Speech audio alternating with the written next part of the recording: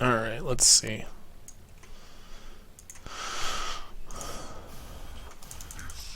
Alright. Sorry, there's bots in here. My bad. So, like, when you're blocking, right?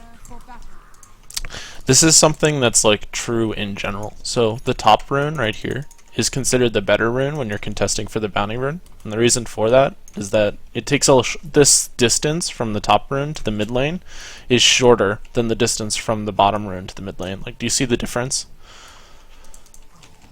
And so what it is it's like a 2-second advantage. So, most games where you have like your team has like the better level 1, you want to contest the top rune because that gives you the most time to block. And like what you'll see in pro games most of the time is like a support will hang out like here, for example, and like you'll be sitting by the rune, and if if they decide to fight, the support will come and fight, and if the support and if the other team is not coming to fight, the support will actually run back and block for you. So when you're blocking, we're going to just pretend like we're blocking down here. Instead of paying attention to the hero, right? Do you see the little white circle under your hero? The white circle is what you actually block with, right? Rather than the hero itself. Because the reason, like, that's what you should focus on visually rather than the hero model. Because it helps you to block. And then there's like 2 major ways to block, right? You can either do this like kind of zigzaggy pattern where you go back and forth like this. And all you're doing is you're keeping that like white circle in front of those heroes as much as possible. I fucked up. Yeah, it can screw you up. But you're really not going to run into a player who does that until you're like 5k. So don't worry about it too much.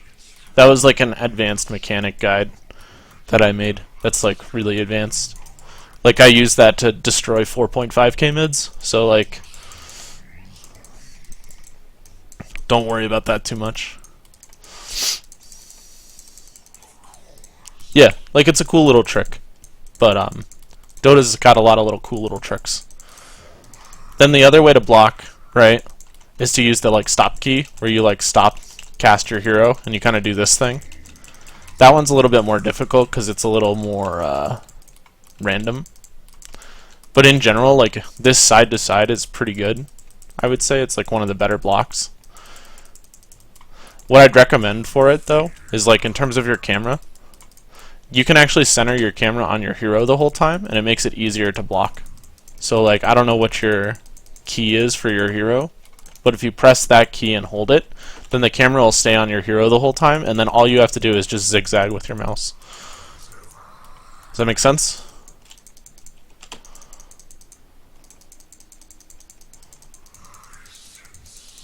It's not an option, it's just like you know, I don't know what your original keybinds are, but do you have a button that allows you to go back to your hero with the camera, like when you double tap it? Just double tap it and hold it, and the camera will stay on your hero. And then the only time that it'll stop is if you like start to control the camera some other way. So like you just have to be careful you don't move your mouse.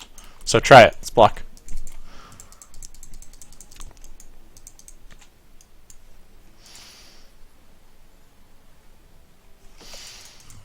And so here, we'll talk about why blocking is important. Because like that's something that goes unnoticed.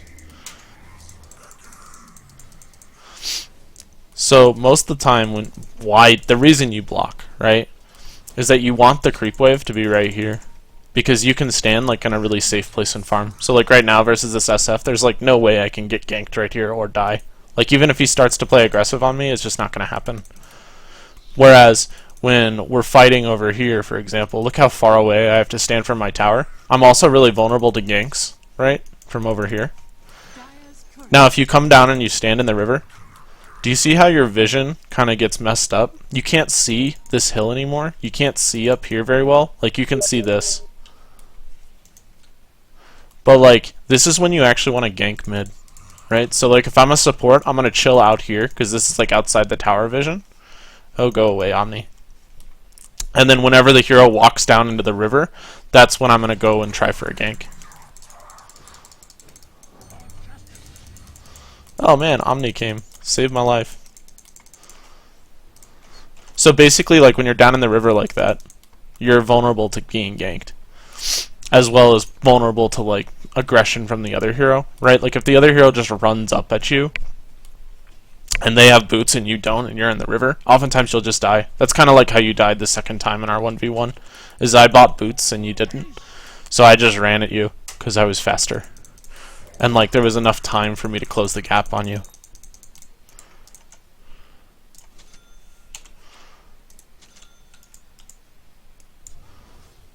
The other reason, this is like a minor thing, and it's actually really good for greedy mids versus like, I don't know, like nuki kind of mids, so like the Linas and the Death Prophets of the world, is that when the creeps are in like a good positioning, right? So like here, you can actually stand, like if I stand here, he can't see me, because they have like a small radius of vision. It's kind of around like here, when the creeps are set up like this. So you just play around that vision, and it's how you dodge like Laguna Blades and things, or not Laguna Blades. He has a ward, so he can actually see me. But the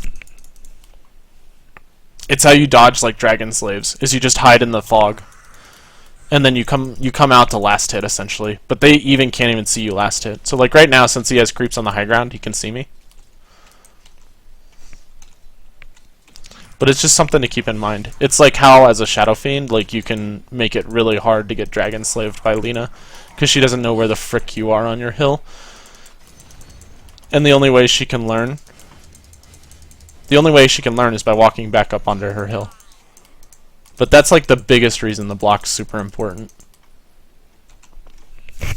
Try again, 1v1.